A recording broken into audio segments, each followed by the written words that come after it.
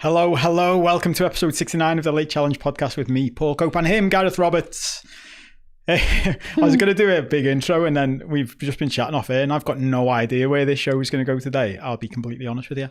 End of term vibes, isn't it? It is proper end of term vibes. I've been in work all day and I'm a bit giddy. And Robbo's clearly in a similar mood. So it was going to be mainly about footy, and maybe it still will be because the season's ended, but... and we were going to, if you've joined the party recently when we've been mainly talking about Liverpool and footy and stuff, and all the best. You don't know what it used to be like back in the day when we started up. Yeah, let us know what you think once you've watched some of this for the next few weeks.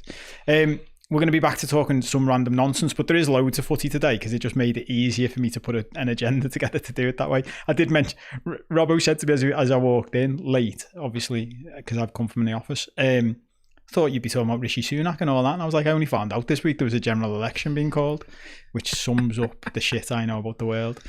So we will have a chat about general footy stuff. We're going to talk about managers, the managerial merry-go-round. I haven't said merry-go-round so often, like I've just been saying it all day. Merry-go-round. That's already off to a flying start. We're going to talk about the FA Cup final. We're going to talk about Erik ten Hag again. We might talk about the anniversary of Istanbul, the provisional England squad for the Euros, if we can give a shit about that. We're going to talk about Man City's unbelievable trophy parade, because why wouldn't we? We might talk about Martin, just to do something different. We might talk about Formula 1 and Martin Brundle's grid walks, because they really make me laugh. And then there's some VAR stuff. There's a table that's come out. There's stuff about Man City's other teams being cheats. We'll just chat about it all. Before we start that though, I did want to say, because there was no way, I was going to put this in the middle of the agenda and there was no way I could fit it in without me just forcing it in, so I'll just say at the start. Now that there's no footy for the summer, I'm actually going to do, with my other job, I'm going to do an online coaching thing to take people through my coaching program over the next few weeks. It's still being sorted out, but I'm just mentioning it now in case you're interested in that sort of thing. And if you are, I'll give the details next week with links and discounts for our lovely TLC followers and subscribers. But I just wanted to give you a heads up in advance. Before then, we're going to talk managerial stuff that's been going on. Starting with Chelsea. Pochettino. I'll find out how you say his name one day. Poch. I think it's Pochettino, but it's easy to call him Poch. Gone. Chelsea got rid of him. My conclusion during the week was, I remember thinking this before about footy clubs, somehow it's just an elaborate money laundering scheme and it's got nothing to do with footy, because that would make more sense. Do you know what I mean? Do you ever do that? Do you, when you look at something, go, what would make more sense? Because I don't see how that basket case of a club since he took over. How does any of it make sense? It doesn't, does it? Yeah, it doesn't, does it? And I think as well that, more and more we're edging towards virtually, all the big clubs, probably already there, aren't we? All the big clubs are billionaire owned, if you like, or not far off. And I just think you're a bit of what you said it before. I think you're just a bit of a weirdo if you get to that kind of wealth. You know what I mean? Like there are some people who invent things or whatever. And I realise I'm generalising, but loads of them just, that their character ends up affecting what the club's doing, and I think that's undoubtedly the case at Chelsea. And I think, because I think if you had, for example, if Chelsea had our stats lads, and Chelsea's owners were as interested in them as ours are, it'd be staying put. Because there was so much that pointed to the fact that he was actually turning the ship round and it was heading in the right direction again. And there was all the, the XG stuff that said, they just needed someone who could finish and they were going to win a lot more football matches. And then as it is, I think as much as anything, he's gone, all right, I'll leave it. Yeah. You know what I mean? I do. Because I think, there's such a basket case. There's such a mad club. You've heard loads of bad stuff about their owners from other people and the owner himself's mouth to know that it's not a great situation. I think because of that, he's able to walk away from it, and you've seen already he's linked with a load of jobs. no one takes what happened there seriously. They're just like, oh, that was Chelsea and they're weird. Yeah. You know, their owner's in the dressing room, or their owner's mad. Their owner isn't he that fella who was proposing North v South football matches? Yeah, he hasn't got a clue. He doesn't get it. He did well to get them to where he got them to. You know, on we go. What I did think was mad. The only thing I did there about it, which I thought was mad, you know, obviously you get your agents, and this has always gone on, and I reckon it goes on even more now. You get your agents to put little things out in the press one way or another, like, you know, brief people, whatever. And stuff was coming out about him wanting to be an international manager, wanting to potentially manage England. And I was thinking, nail the club stuff first, like, because you still haven't. Do you know what I mean? Mm-hmm. Like, I like him. I think he's a likeable fella. Yeah. But he, you know, I don't think he's done anything yet where you're still like, he's absolutely elite. Not that you need to be England manager. Gareth Southgate's the manager of England. But you know what I mean? Like, to be wanting that type of job and briefing that he wants that job, it's like, you haven't done this bit yet, mate. Yeah. Do you know what I mean? Yeah. But yeah, they're just wild, aren't they? And quite clearly, he had very little to do with, you know, the makeup of the squad. That looks like it's going to continue to be the case from here on in. And more we're seeing, you know, back to the point of, you know, the billionaires and you know, almost pulling the strings, if you like, and they just want like a bit of a puppet there. You know, the next fella, the Leicester fella who's meant to be linked with the job, one of the things I heard about him is he's happy to work under a head coach structure. I bet you he is, yeah. Yeah. Because that's all they want. They don't want someone who's going to challenge them. They don't want, you know, a big character. They just want a fella who'll do a bit and know a bit about footy, but they still want to pull the strings. They still want to be, you know, it's that obvious, isn't it? And I think you know, you've got down on the agenda to talk about Manchester United. It's probably a similar thing going on there as well. Like, you know, all these clubs and the hands that they're in, it's just not a good place, is it?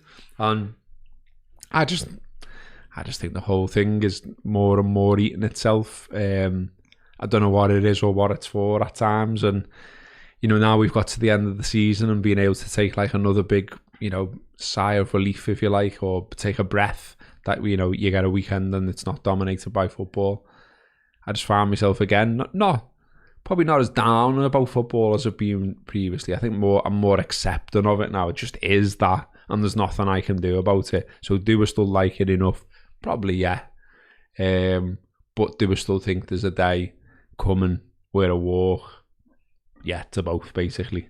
I think, you know, I'm all right with it. I'm still into it. It still takes up a lot of my time. I'm still passionate about it. But equally, you know, there's so much of it that I just think, oh, fuck off. What next? Really? You know what I mean? And like, you know, it just grinds you down, doesn't it? It's the piece of road, I think, about this time last year probably was about there being a tipping point for fans. You know, I reckon more so older fans, because I guess, I mean, tell me if I'm wrong, but, you know, I guess if you're a younger fan, you've just grown up with it being like that, haven't you? Yeah. And so you're like, this is what football's like, whereas us, our age and beyond, have known a different reality to this, when everything seemingly wasn't as business focused, money focused, market focused. And now it's like, you know, they've definitely sort of created the beast, haven't they? And what I find interesting as well, just a little tangent before I stop talking, is, you know, there's been a big piece on the BBC and therefore, you know, when the BBC does anything like that, it then gathers arms and legs, and other parts of the media elsewhere start talking about it. So all of a sudden they're all talking about season ticket prices, ticket prices generally, price of football generally.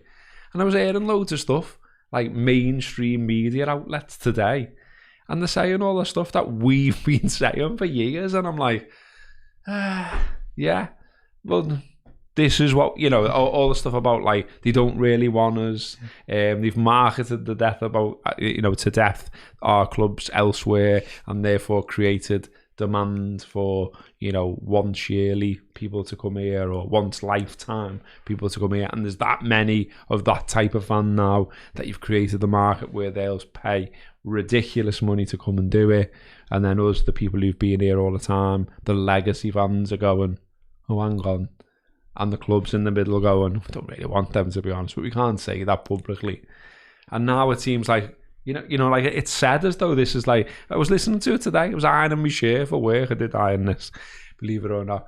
And I was thinking, well, yeah, that's what we've all been saying. That's what Spirits of Shankly have been saying. That's what Football Supporters Association, that's what fans in general, that's what we've said on it, etc. And it's like dished out as like, it's like this new opinion. Yeah, I think what it might be is that the club's the one.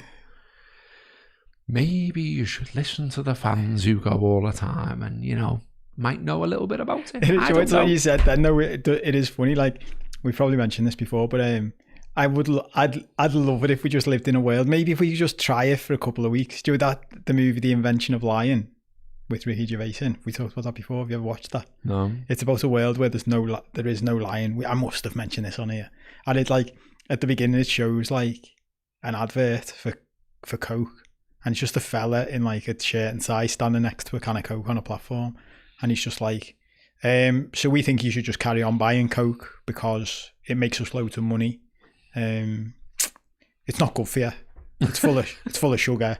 We've said it's a new flavour, but it's basically just the same as it was before. We've just changed the can a bit there. You can see it's just the same, really. But we just think you should carry on buying it because it makes us money. And it's just like that. Imagine if they just came out and went, they just for once just told the truth. Imagine if they just went, yeah, we don't want any of yous to come. We're not arsed, to be honest. Like, we couldn't give a flying fuck about any of you. We just want them to come because they'll pay more. Have you seen the series Dope Sick? Have you heard of it? I've heard of it, yeah. I've never seen it. So I started watching that. I don't think it's like new out or anything. It was just like I'd finished off all the things I wanted to watch, finished The Responder and finished, I don't know, Baby Reindeer the other week and, this, that and the other, whatever. And just got to that and was like, watch this. I asked my mates in the group, is this worth watching? I watched one, thought seems decent. Asked them, they're like, yeah, stick with it. Fucking hell. And that's just another bit where it's like, all these people that knew that these opioids were bad for you, weren't doing you any good. And yet, the market just got more and more extreme. More and more people were persuaded into what was almost like a cultish selling of this drug that was definitely no good for you. And I was just thinking, like, this is what I mean about, I don't know, you could get really deep, couldn't you? It's not just footy eating itself. Everything is, it's like, everything is so money motivated, isn't it? Like, to the detriment of people. Like, oh, there's a massive queue of people all addicted to this. It's all right, though. All you need to do is just up the dose. Yeah. All right, okay. Like you've put on the agenda, I've seen it somewhere on there when I had a quick flick through about, there's quite a few things that you put on there. And then you've asked the same question, so you said the FA Cup final, did you watch it? Are you ours? Euros, did you watch it? Will you watch it? Are you ours? Champions League final, will you? And I was thinking, I reckon once upon a time, I was scrambling for it. I was like, yes, like sticker albums, posters on my wall, couldn't get enough for footy. And now I'm just like, it's too much. Can I have a break? Do you know what I mean? And like, and that's just me as a fan. Yeah. Like, I think it's that weird thing, isn't it, in life of so many people don't say what they really think. Do you know what I mean? Like, they're like playing a part. So like, I bet you there's loads of people who work in football, right up to like the players, managers, even maybe some owners who are like, does me head in there a bit this, but I'll keep going. I'm not going to say, but this is a mad gravy train. I'll just keep going on it, but there's too much of this. And like, I don't know, loads of it just, this is just a middle-aged rant. That's a thing we need to bring back, middle-aged rant. Yeah. This is one. But, like all the stuff that we talked about what might have ground Klopp down to the point where he was like, I've had enough and I want to get off. It's all this, isn't it? I was basically just about to say that to you. Like, there is someone who's just done that. Yeah. And it's him, isn't it? That's basically what he was saying. Like, and towards the end, he was just saying it out loud. Like, yous all do my head in. This does my head in. I like coaching Liverpool, but I don't just get to coach them anymore. I have to do all this other fucking shit so you can make loads of money. That point he made that we mentioned weeks ago was the best one. He's like, I'd never even thought of this. And he went, everyone says like Sky and TNT put money into the game. They don't. They take loads of money. They wouldn't pay all this money for the TV right if it didn't make them loads of money. Hey, oh yeah. No one ever makes that point, do they? They're not. It's not a fucking charity. They're not going, yeah, we'll give you all this money to make footy better. They're doing it for their own ends so that they make profits. Of course, yeah. Which is the same for fucking everyone. And then acting like people who were like in it, like Klopp was, acting like they're weird if they say, "You're a problem here." Yeah. Well, and equally with the fans. Yeah. But you know what's happening? And again, feel like I'm repeating myself, but you know, is what it is. Like they're definitely testing the water again here. They're definitely seeing how far they can push it again, and the clubs are part of it. And it's like this whole movement, this whole like cartel, just like moving and pushing against, you know, yeah, fans kicked off about ticket prices years ago. Let's just see if they're still bothered. Let's just see if they'll still kick off, or whether they finally give up. Have we ground them down? Let's take some lessons from politics where, you know, governments just seem to be able to grind people down to the point where they're not asked anymore. They're fed up of hearing about it. So they just go, wow, that's just the direction of football now. There's nothing you can do, when there is, because it's proven that there is. But you just can't be asked anymore because, you know, you're apathetic because that many, you know, I've suggested, haven't I, to you, like we should have a section on here called "Oh Fuck Off Football." Yeah. Because literally, there's so many things that makes me say that. Yeah. Do you know what I mean? On an almost daily basis. It's like, but it's funny, isn't it? Because the thing I said to you, and then you replied to me on WhatsApp before, and I said, "Oh, we'll throw this in and we'll mention it now." My reaction was the same as Rory Smith, the New York Times journalist who we know and like. And there was a tweet.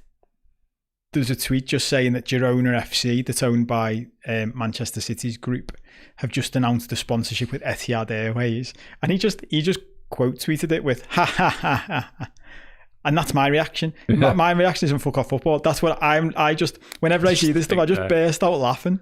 I'm just like literally, like I have to laugh because they're just laughing at everyone, aren't they? I think I see this with politics and all that. Like, it's just, you see them going, yeah, watch how far we can push it. It's a piss take. Yeah. They're just taking the piss out of us.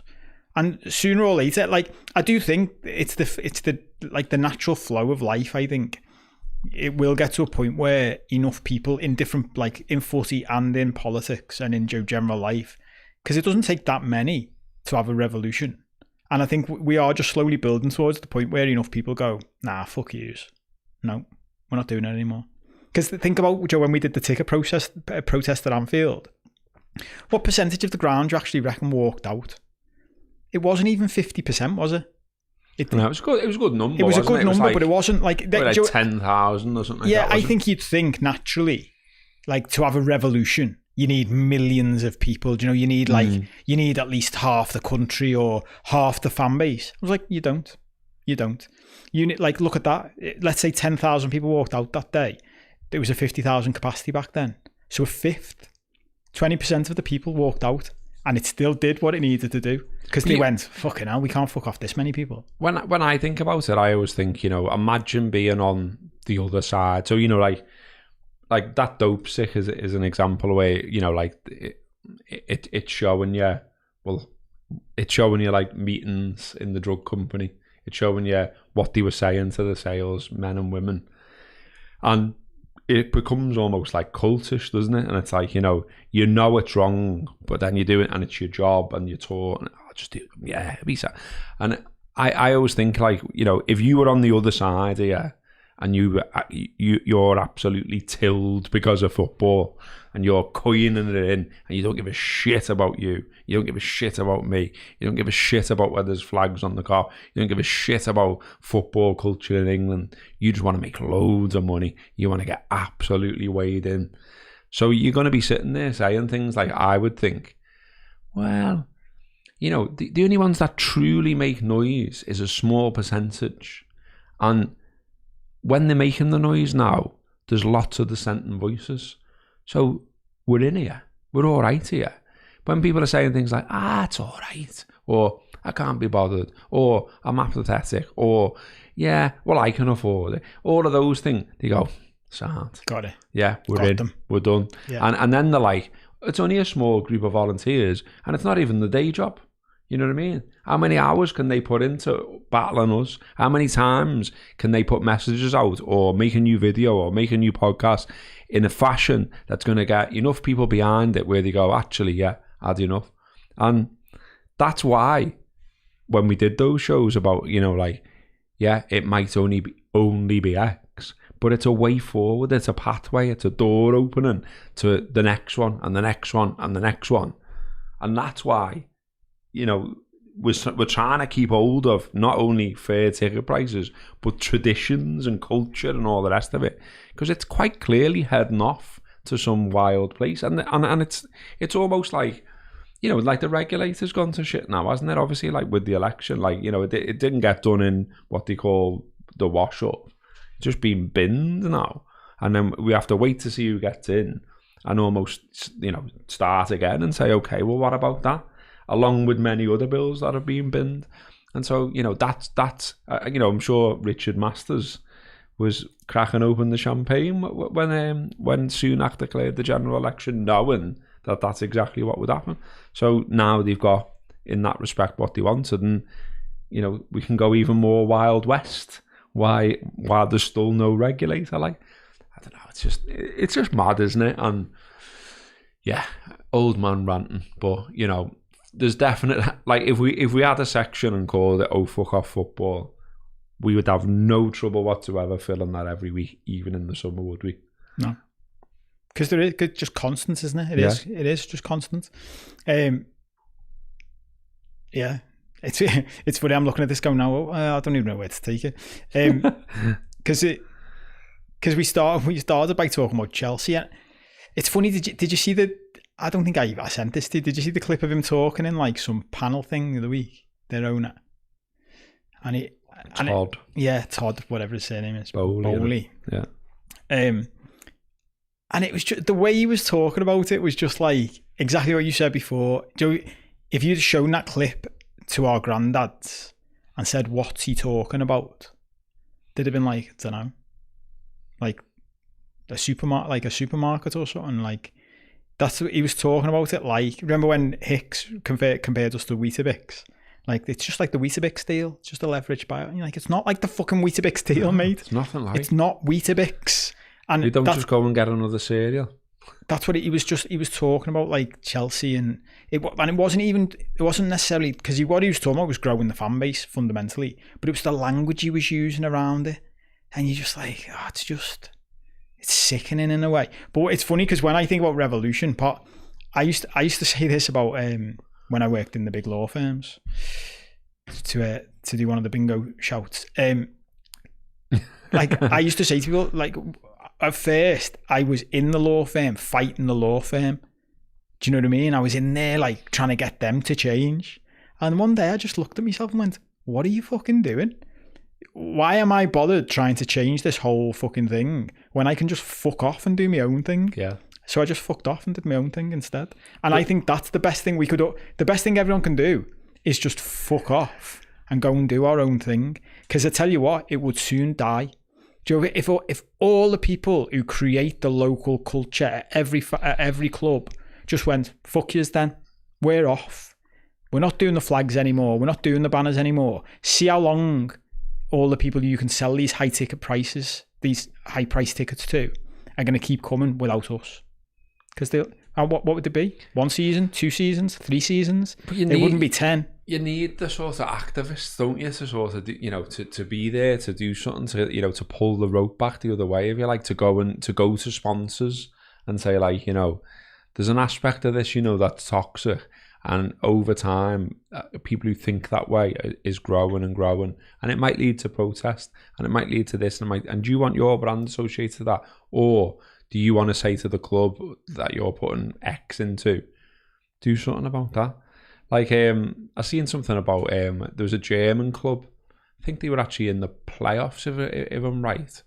And they actually, it's always the Germans, isn't it? I've not properly looked into this, which is why I'm stumbling my way through it.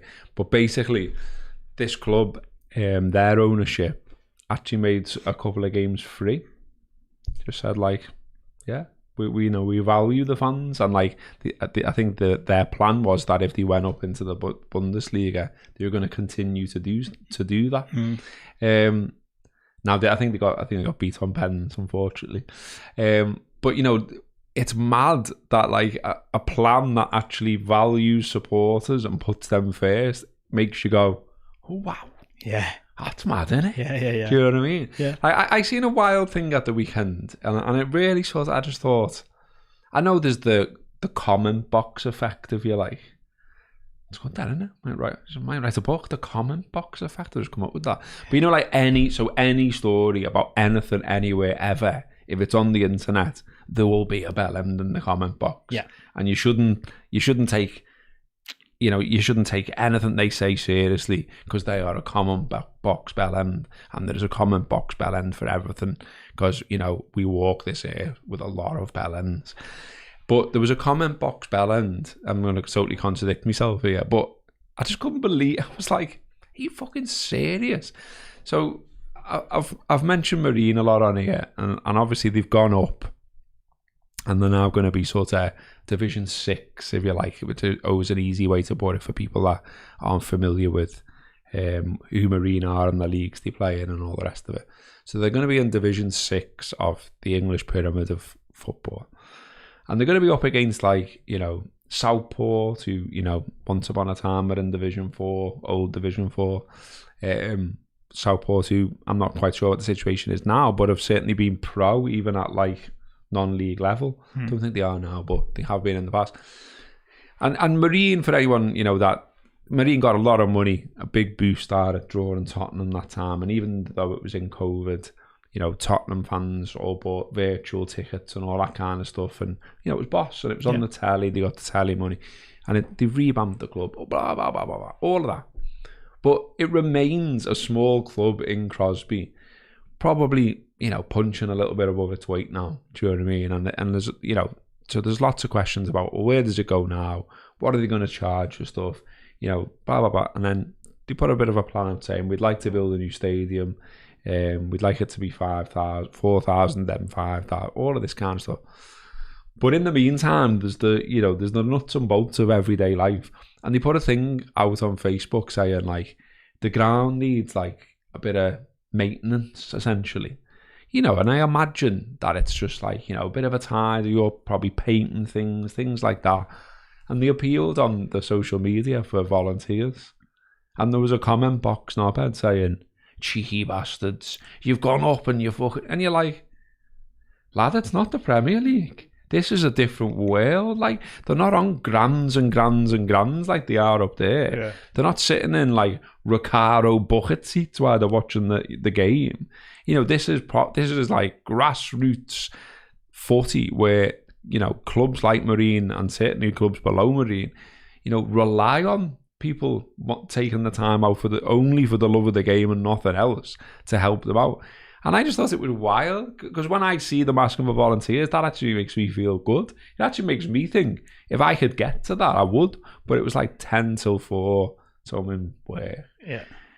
And I'm sure plenty of people will go and do it. And it just made me laugh. Like, it was like, how out of touch can you be about our game that you think the problem is a small club, community club in Crosby asking for help is the problem, when there's these dickheads at the top absolutely taking the piss out of you every week, every day of every week, it seems. And I was just like, I just thought, wild, what, absolutely mad.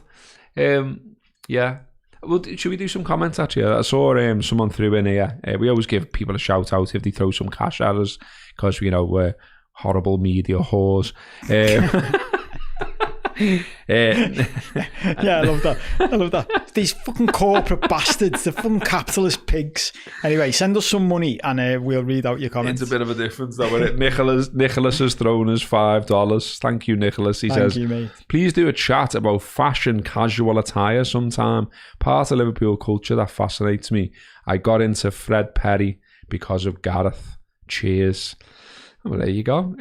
He's lashed a little Canadian flag on the end as well. So nice. Yeah. Well, like, linking into the Formula One thing, did you see all the comments on Trent's outfit? Oh my God, what the fuck was that? Looked like he just fucking painted a 2 up, 2 down. That's it. Oh, every comment I saw, it was that.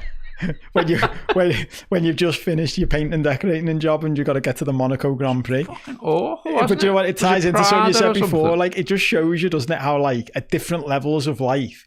Like, this is the thing about billionaires. They do fascinate me. Like, when everyone's like, they're mad. Like, of course they're fucking mad. They're billionaires. Like, you've got to lose, if you don't lose touch a little bit with the normal working man when you're a billionaire, I reckon there's something wrong with your brain. Like, of course it distorts your worldview. Do you know what I mean? When nothing means anything anymore. But at a completely different level, it also makes me laugh when you see someone like Trent and like, imagine if one of our mates just rocked up to the pub dressed like that. You're like, one of my mates turned up to the pub once without a belt on and his shirt tucked in. And got ripped. I never fucking heard the end of it all night. It's like, lad, either put a belt on and tuck your shirt in, or pull your shirt out and leave you.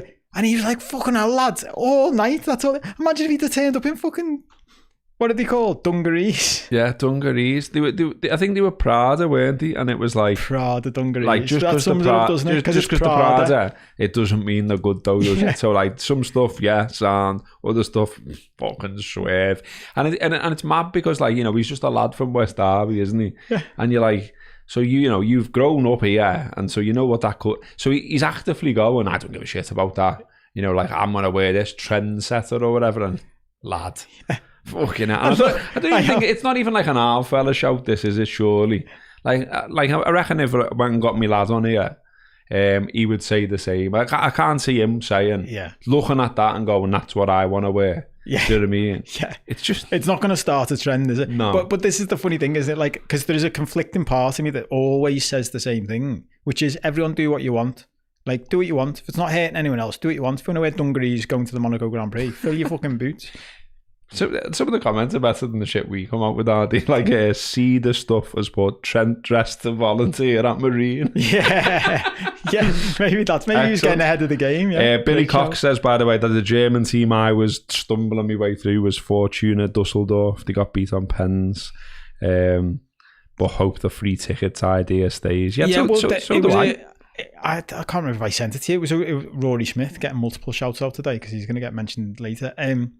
He did an article on, there's a few clubs around Europe trying a similar thing, like giving away free tickets. Because it came up the other week when I was talking about they should be paying us to go when we're part of the product they're selling. And I was thinking, well, because taking what we were talking about with Liverpool to the next level, imagine the value you'd get back. Even as a bit, I've thought about this loads. So I'd love to sit down. Who might fucking advise billionaires, but I'd love to sit down with some of these, the rich people whose idea of life is. I've studied loads of this over the past few years. Like, it's the different attitudes towards life. Like, without stereotyping, but it's like, you know, the more of the right wing idea that we want to keep hold of all the money and you can't have any. What that does is it assumes that, like, money is limited. Like, wealth is limited, but actually, even in like the spiritual world, like the sound spiritual worlds, not the knobhead spiritual worlds, they all talk about that. Like, no, there's just unlimited abundance. Like, there's enough for everybody, and actually, if you just fucking share it, like, everyone can be rich and everyone gets richer together. And I've always thought that. I'm like, even if you look at it from like a capitalist viewpoint, right, a purely capitalist, that you want to make more money. Isn't it better that all these people have more money as well? Because then they can spend more shit on your stuff. Like, you're keeping everyone poor, but that means they can't spend as much money on you. Yeah. Like, it makes no sense to me.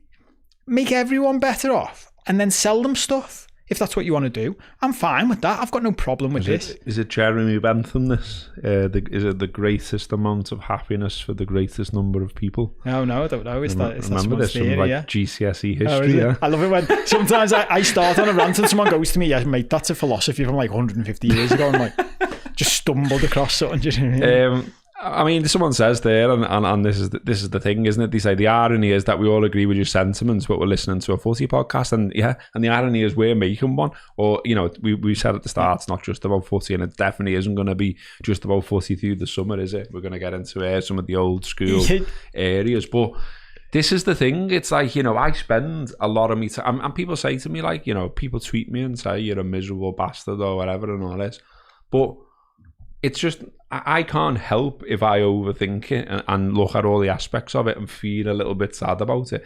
I wonder about this, like from a personal point of view. Are the people who are going through life just not giving a fuck about anything?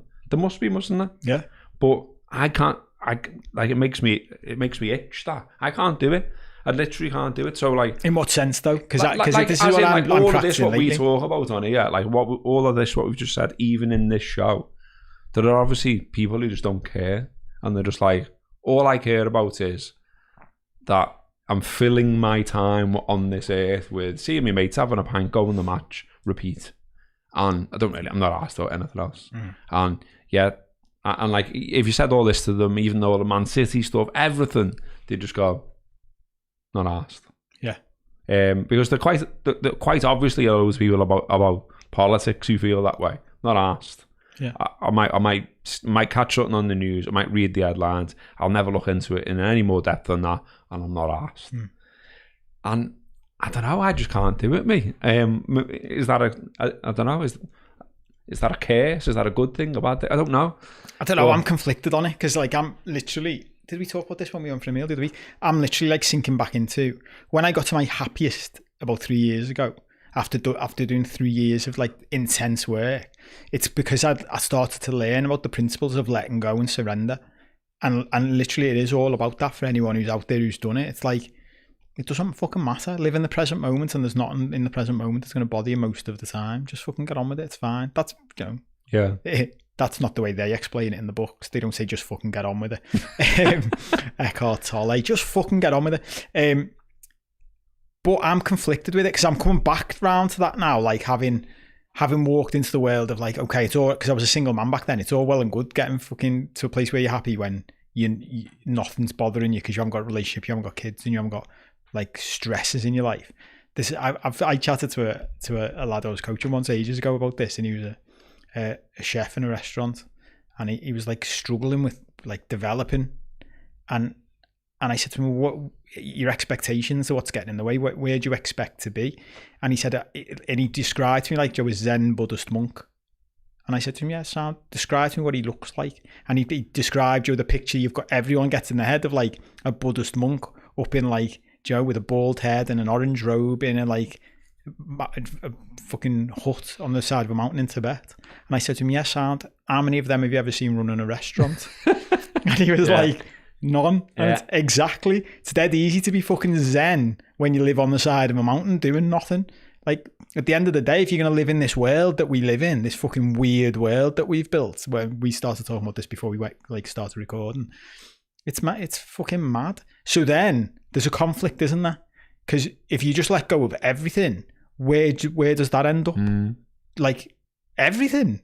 Well, what about this? And I'd love to sit down with some of these people and look, this is what I'm getting into now again, behind the scenes. So I'll report back in a few months. But yeah, because there's times in my life I've gone both ways. Like there's times where I wish I'd have been more of an activist and got involved more. And then there's times where I'm like, this is just causing me too much shit. Do you know what I mean? Yeah, it's weird, isn't it? It's like a constant, all of it's a constant conflict, isn't it? Like, how, I was talking to the lads in there when you were late and that. I was late. I said, do you know when they came in, when you went to the toilet, I went, it was Robbo's fault anyway, because he moved it to Tuesday, so it means I'm in work. So it's his fault I'm half an hour late. It's whoever come up with bank holidays' fault, because I wanted you one. Want to go away, yeah. But like over the weekend, to do a bit of what we've been doing over the weekend or whatever chat. Was that for the next show? So I was literally just thinking we've got 15 minutes left and we haven't got off page 1 of my agenda. Oh well, we'll just continue this random meandering podcast into the Patreon then. But over the weekend I did a lot of outsideness and did a lot of non-digital stuff.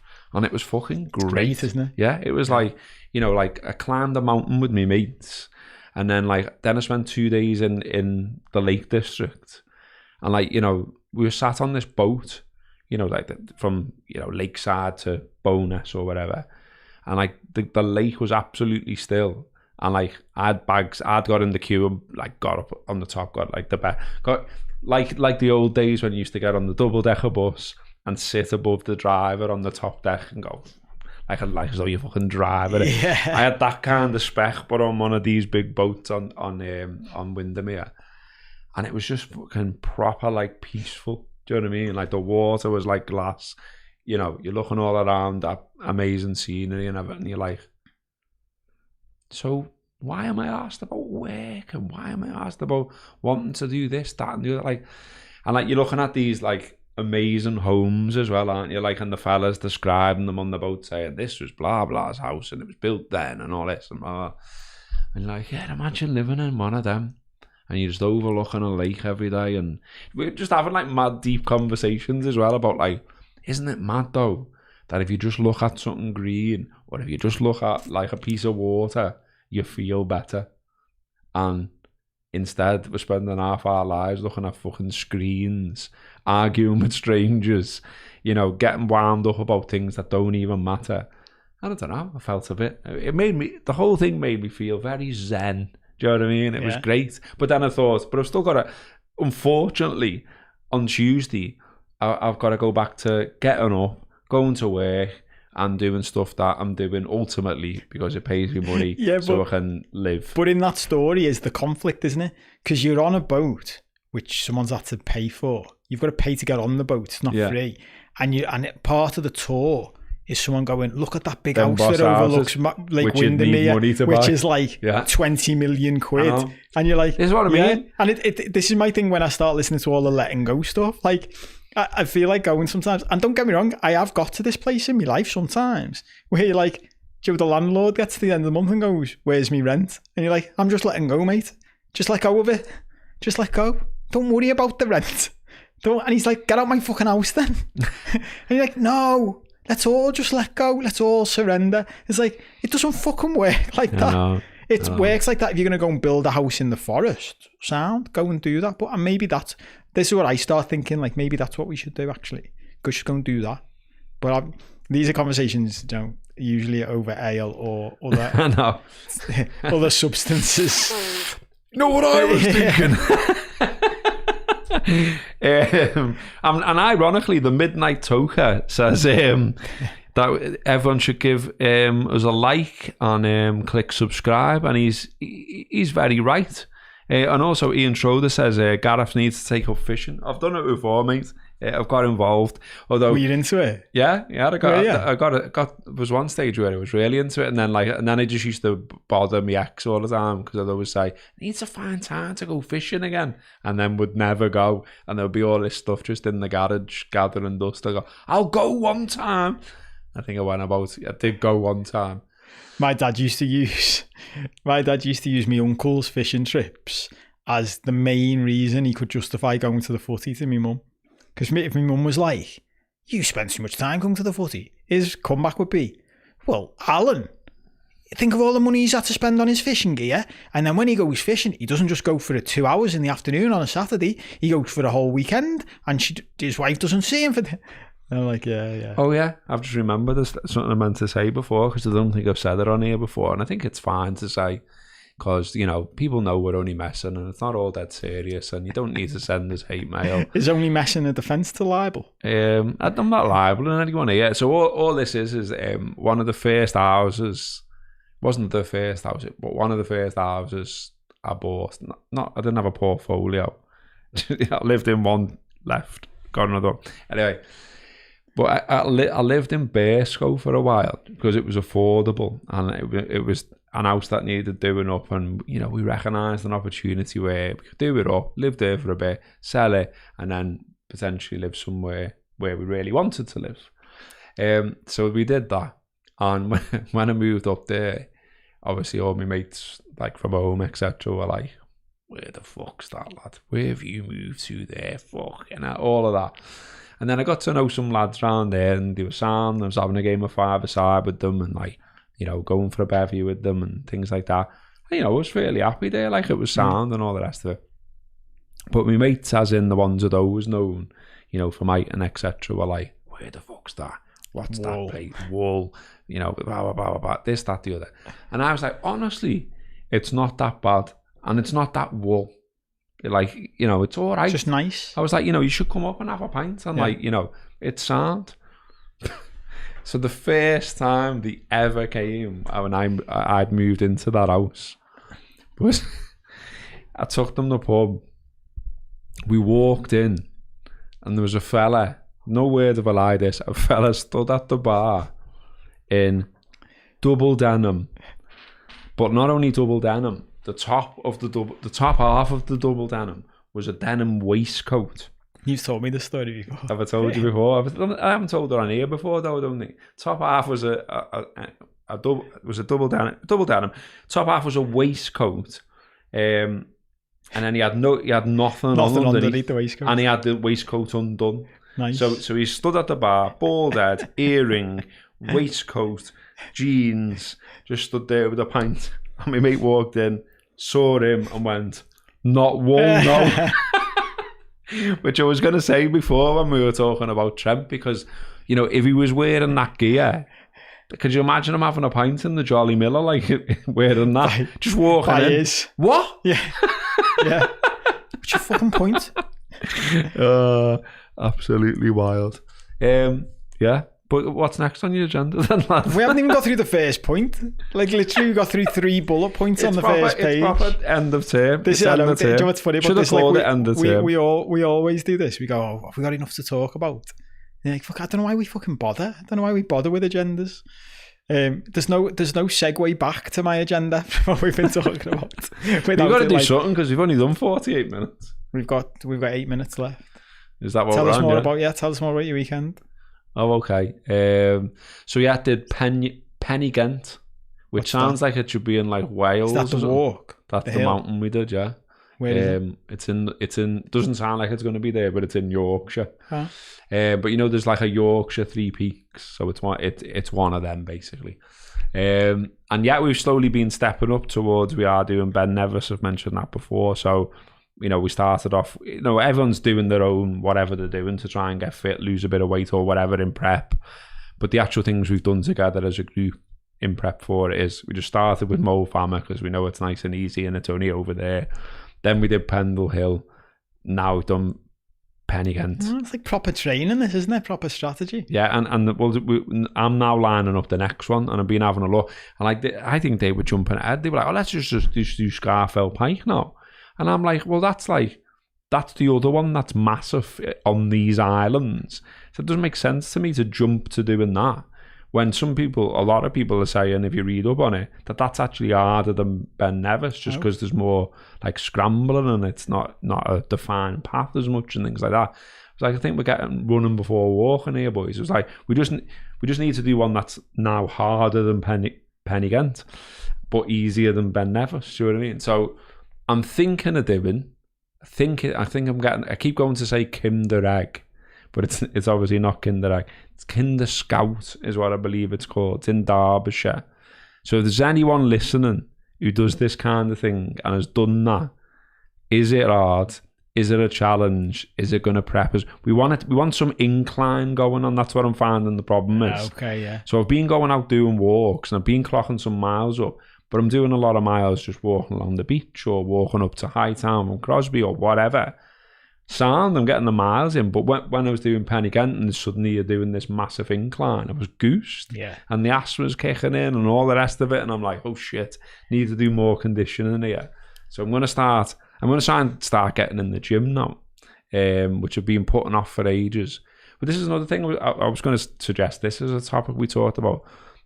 The barriers we put in the way of things we want to do ourselves are mad. And like I'm starting to like argue with myself about it. So, you know, like I was like, okay, why aren't I going to the gym now? And what I keep saying is, can't fit it in anywhere. It's like, all right, well, why are you paying for a fucking gym membership that you're not using then? Because I don't want to cancel it, because then you've given up. Okay, but when are you going then? That's how they've got you. Yeah, and so when are you going then? well, I don't know, I'm dead busy and I've got something on every single night virtually. Okay. And then, so over the weekend, after doing that and coming down and going, I need to do more stuff around my fitness now, I was like, well, if I'm telling myself I definitely can't do nights, it's got to be the morning then, hasn't it? And recently I've been getting up in the morning, doing a long walk before work. Canal. And found it really beneficial. Like going to work in a much better mindset, feeling fresh. People have been commenting on it in work, like, you're chipper this morning. Done a 7-mile walk or whatever, you know what I mean? Yeah. So I'm like, hang on then. So I'll just go to the gym in the morning then, before work. And then straight away in my head, it was like, you're going to get up at 6 o'clock every day? Fuck off. Why not? Why not? Why is there a big part of me that's like... It's because we're so conditioned that we stay up late. Yeah. But I've started thinking about this more and more recently, that like your evenings, as you get older, especially if you don't going to get bladdered all the time, your evenings just descend into sitting watching Netflix, scrolling through shite, like never having your fucking time. But that's where I've got to now. Now I've started going, instead of sitting down and going, I'm going to scroll through Netflix, I go to myself, is there something I want to watch? Because if there's something I want to watch, I'm going to sit down and find it and watch it. But if there isn't, I'm not sitting down and putting the telly on. Yeah. I'm going to do something else that makes me feel good about my life. And me and Giovanna started talking about this. Like, we're going to do stuff. And I was thinking about, like, I've said to you before, the thing, I did open mic stand-up comedy a couple of years ago, and I haven't done it since. Like, literally 2 years it's been since I did the first one. Got the fucking balls to do it. Did it once, loved it, and then didn't do it again. I'm like, fucking go back and do it again, give it a go. But the thing, what's stopped me, got into a new relationship, you spend time with your girlfriend late at night, and it's like, but you're just wasting your life sitting on the couch watching shit. And most of the time, I bet, going, what should we watch? You fancy 100%. that? 100%. I've said this to people. I've said this to people for ages. I reckon if you got the data from Netflix, the place that most people spend most of their time on Netflix is the menu. Yeah. So the opening screen, just flicking through. Or going through fucking Rotten Tomatoes and IMDb or whatever to see what the reviews are. One? End up watching some fucking random movie because neither of you have seen it, or it's a compromise. We're like, fuck that off. I know. Start doing something. I listened to 3 books last week on Audible. Like 3 books in 1 week because I just suddenly went... Good? Yeah, sound. All this letting go stuff made me feel better about myself, made me feel better about life. I was like, yeah, that was better than just fucking watching shit on YouTube and scrolling through Twitter endlessly. And even just letting random stuff come into my face that I never intended to watch. Yeah. And even like, you'll find, like, we did this the other week. It was like, found something and then was like, okay, start watching it. And then I was watching it and I was like, this is shit. Yeah. Like, the acting's fucking terrible. It's meant to be on a plane, and it doesn't even look like they're on a plane. Fuck it off. I'm not arsed. I've got well better at that. I reckon that's something you could do a course on and classes on. If you're watching a film and it's shit, turn it off. Yeah. If you're reading a book and it's crap, put it down. Yeah. Like, all this... Do you know when people go to me... You've got to finish it. Yeah. Do you know when people go to me... Oh, you should watch this series. You just need to get through the first, like, 2 series and then it gets good. I'm like, no thanks. It's like FOMO. It's the FOMO thing, though, isn't it? Like, is the end going to be dead good? Yeah. No. Because the acting's shit all the way through. Yeah. Do you know what I mean? If you're not enjoying it now, it's not going to get better. I know. It's mad. It's mad. It's just this thing of, like, challenging the stories you're telling yourself all the time, isn't it? It's like even like, I don't know. Like, I've still got that thing, I can feel it in me, like, of like, any time when I'm in a job, I'm always thinking, but you should be doing this, or there could be something better. But then what's any job? Or certainly, like, any job in the sector I work in, if you like, as in writing, media related, mostly going to be sat in front of a computer somewhere, on some kind of chair, in front of some kind of desk, and loads of it's the same. Do you know what I mean?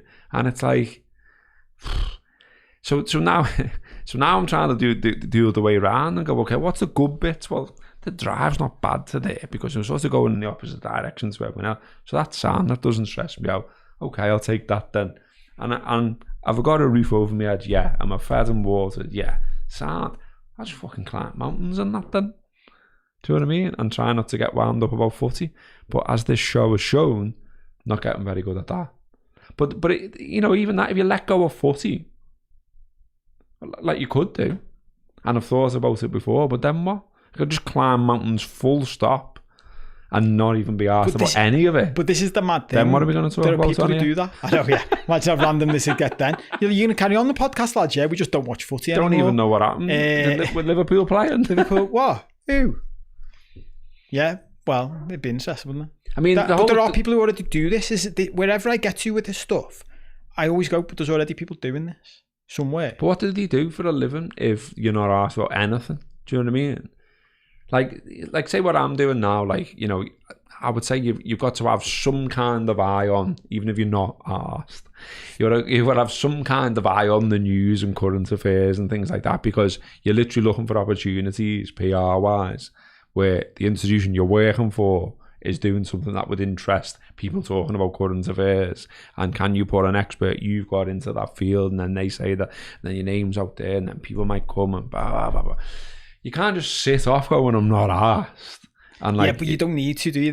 I've had this conversation with loads of people over the years, and I've got better at it and worse over time.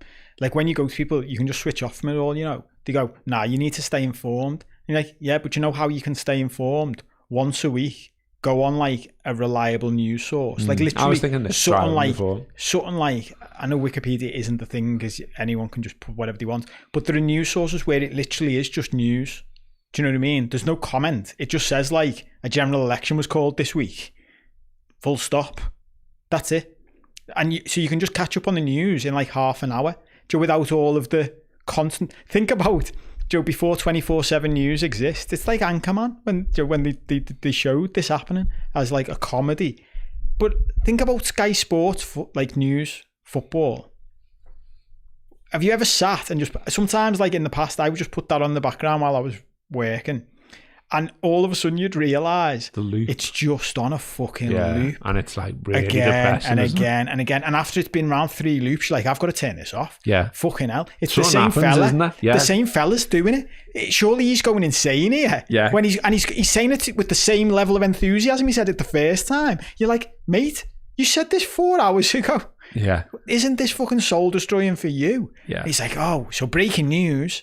It's not. And now's the section for false banter. Yeah, you know, yeah. It like if you get caught in that loop, it isn't half depressing, isn't it? Because I've done that where, you know, like if I'm working from home, I like to have something. I can't just sit there in silence. It feels weird. You know, I'm on my own in a room, no one there, just doing work. I don't like that. So I'll put something on. But sometimes I've done that. I thought, I'll just throw that on. I've had the radio on this week, or I've listened to loads of music this week, and there's nothing new taking me fancy. I'll just throw that on. And like, you're looking up, aren't you, and you catch a bit of it. But there just comes a point, doesn't there, like a tipping point where you're like, I've heard them say this 6 times. Fuck off. Yeah. And the other side, I don't know whether I've ever said this on here. Look out for this if you've never got onto this. Just observe it, because it washes over you. Until you look at it, you don't see it.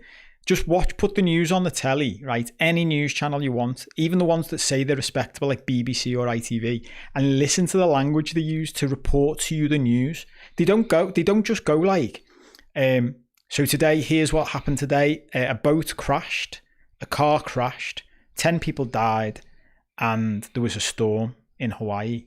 That's not how they do it. They go, a devastating turn of events today as 3 people were traumatized. And you're like, fucking hell. It's fucking highly emotive. It's why? Because it's entertainment. It's trying to keep you addicted to it. It's trying to make you watch. If you just switch off everything and once a week, like even for your job, just turn everything off and once a week go, I'm actually starting to do this for our agendas. Fuck off Twitter. And then once a week when I've got to do an agenda, just put Twitter on. And you know, it's got I love watching people who kick off on Elon Musk because they clearly don't understand. There's 2 tabs. There's your following tab and the for you one. Whenever if I want some entertainment or I want to see something mad going in the world for an agenda, I just go into that other one, click on that other tab and go into a fucking world of madness. Do you know when you're like, Wow. I know. This is what's going on in the rest of Twitter for the people I don't follow. Jesus Christ. This mad tangent that we've gone off on, that we sort of suspected we might do, I think, really, if we'd all stopped and thought about it. The comments are all in mad tangent places as well. I've got people recommending me workouts. I've got people telling me why Penyagent might be called Penyagent. I've got people asking for a mountain climbing segment. I've got Midnight Toker suggesting that we all go on a group walk. It's quite like that, actually. I've got Cat saying that this pod has become like the book called Zen and the Art of Motorcycling Maintenance. I'm reading that book right now. Oh, yeah. Yeah. Well, when I say reading it right now, I mean I've read the first 2 chapters. Any good? It's meant to be a classic, isn't it? I'd never heard of it. Never heard of it, no. Is it fuck all to do with bikes? Is that just like a piss take? No, name? It's a book about a lad and his son going on a cross-country ride on a motorbike. So the motorcycle maintenance bit is he's a bike enthusiast, and he talks about like maintaining his bike as he's going. But I think the whole point of it is it's like a philosophy book basically, with loads of life lessons in, and there's some mad story in it that I haven't got into it yet. But yeah. I mean, I was doing this. Maybe we should do this. Maybe we should do like a book club. We all read a book. I was doing this sort of like, I think doing like a walk or going up in the mountains or whatever makes you think, you know what I mean? Yeah. Because obviously you're not on your phone, and like half time you can't even get a reception if you wanted to be. So you're sort of like forced out of like the weird world we live in into like something more natural, aren't you? And I think it does make you start to think. And like when we were there, we went in 2 cars. So like me and my mate Craig got there before John and Gary, and so we were looking for somewhere to just go for a cuppa before, like, while we were waiting for them and before we got started, basically. And there wasn't loads of options, to be honest. Anyway, we found this little cafe in the end. But what also seems to go on a lot around there is loads of fellas in leather who love motorbikes all screaming around the streets, like. And I was just watching them with me brew thinking, I've never got that. I'm sure, like, the people who do it get enjoyment out of it and sound, but it's just never, like, I've never fancied that. Never wanted to do it. Never felt any urge to do it. And like there was even like they were all coming screaming past, and there was one fella fully geared up like on some I don't know what I'm talking about, some dead powerful motorbike. So he did a wheelie as he went past us, and I was like I want you to somehow feel my thoughts going through your helmet and into your head. I'm not arsed. I'm not impressed. And you're probably going to kill yourself, lad. What? We ain't impressed with them doing a wheelie. No. Ain't you? No. And then I was saying, like, it's a weird, like, this is getting really deep and we've got a jibber, haven't we? But it's a weird part of, I think, and I might be offending people, but it's a weird part of male culture, that bike thing where they're buying the really super powerful ones and killing themselves going round corners because they don't actually know what they're doing with it. It's wild, isn't it? It's mad. I get the thing of like, if you're into it, you're good at it, and you go up on them roads because it's beautiful scenery and all the rest of it. So I get that. And I get the, groups of mates thing, like the same as anything we do. Yeah. The social networky type side of it. I don't get the need to sort of push it that far that, I don't know, you're smacking into some stone wall. Anyway, I'm getting a bit deep now. Okay, look at you, been fucking walking on mountains, gone all fucking... The next, good luck clipping this podcast, lad. I know, fucking hell. I was thinking about that coming in, even with my agenda. I was like, what will I do the clips on this week? And look at everything. AI, I use AI to do it, so that like it's up to AI. I reckon the AI will come back to me this week going, what the fuck? No, just go. What do you want me to do with this? Fuck's sake, lad. And I was just thinking, look at everything we're surrounded by, like, Bill Shankly, Liverpool programmes, Klopp still stood there in the background. Yeah. Yeah. You're saying we have to change the set? What's the point in this podcast? What's the point in anything, Paul? Get hell. To join us for more of this type of conversation. This is a little taste, by the way. James George, are we talking football? Yeah. So yeah, on Patreon. Do you know if you want to come over to the Patreon, all that stuff I said we'd talk about at the start of this show? we might talk about some of that. I'm gonna have to go back and change the description of this show on YouTube now, because I had to give the words to the lads in the studio before we started, and I just thought, oh well, I'll just put what's in the agenda. If you read what was in the agenda on the description on YouTube and then watch this show, you'd be like, that isn't what that show was about. We talked about Poch at the start, didn't we? Yeah, for like fucking 5 minutes. There's a bit about footy and like why we do it. And I know. I don't know why I said it like that then. Only 5 minutes, like I'm furious. I'm not. I don't look. And you get hi comment box person. I don't think every person on a bike wants to push their bike to the limit. I'm saying I don't get the people who do. That was it. Okay, just to clarify. Okay, love you. Yeah. So if you want it. And look, this is a taste. So this could go one of two ways, right? If you only want to listen to us talk about Liverpool Football Club, then you don't want to subscribe all summer. But if you just want to listen to me and Robbo talk about stuff, and that entertains you and brightens up your day or your week in some way, come over to Patreon and we'll be doing more of this. We will be using my agenda because we need something to talk about before we go off on another mad tangent. Cahill liked it anyway.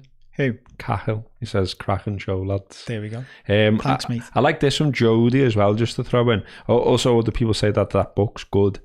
But Jody's thrown in, and this is like deep, but I like it. Jody P says, movement is the escape from rumination in your mind if you're stressed, stewing on it. And it may make it worse getting outside. Exercising is a natural way to help, and the more natural the place you walk or hike, the better. I like all that. That's boss. Into that. But then Jody's commented further down in the comments. I've only just noticed that Klopp cut out. Lol. It's been there for weeks. Said that, we've said this after every show for weeks. No one mentions the Klopp cut out. We just lashed it there the other week and no one mentions it. And now he's gone. So like, how long can we leave it there for? Well, yeah, we like him, don't we? Still, yeah. I'm interested. I want to play. I want to play that paddle. I know. Do you know what I got to the other day? So I drove to the airport, Liverpool Airport, and on the way back went past Sefton Cricket Club, and they've got a big sign outside saying they do paddle there now. I was like, that's cause of Klopp, isn't it? There must be people going. I'll have a go with that. It looks good, doesn't it? Yeah, it looks sound. Like black tennis. Yeah. Yeah, I'm up for a game. Maybe we've got loads of ideas of stuff we can do as a group. Tell us if you want to get involved in a TLC group in real life. And we'll do stuff together. Let's do outside stuff together. Yeah, we'll do outside stuff together. Yeah. Namaste. If anyone says namaste to me, I'll punch them. I remember our mate Dave, who we've both spoken to in the past as a therapist, said to me once, which I loved and confirmed to me I was speaking to the right fella. He said to me, Paul, just because you become spiritual doesn't mean you can't tell people to fuck off. And I was like, I'm into that, Dave. I'm into that as well. I'll take that. The first two people that influenced me in the world of therapy and coaching both very much had that idea of life, which I really liked. It works, doesn't it? Yeah, it's fast though. Yeah. Anyway, you know now we started talking about walking groups and doing outside stuff as a big group all together and all that. You know what? Why all that happened? What? Because everything happens for a reason. I'm slowly. You're watching me slowly convert, Robbo. You'll see it over time. In 2 years, you'll be like, he's changed since you first started doing the show together. Anyway, that's it. We've gone well over time here after thinking we wouldn't have enough to talk about. Come and see us on Patreon. If you've never seen it before and you haven't subscribed, you can do a free trial. There's links underneath this show. Unlikely though. Yeah, I mean, marketing's not your strong point, is it, lads? I've been telling people that story. I love it. We will talk about some of this stuff from the agenda, the FA Cup final and Ten Hag and stuff like that. So come over, check it out, see what you think. If you don't want to do that, if you don't want to subscribe, that's sound too. Click like on this on YouTube. Click subscribe on YouTube. Leave us a review somewhere saying it's boss, even if you don't think it is, because that'll help us. And that's it. Yeah, just put for the algorithm. Remember that week? Loads of people love that. I love it when people do that, for the algo. Nice one. We'll see you next week. Have a good week.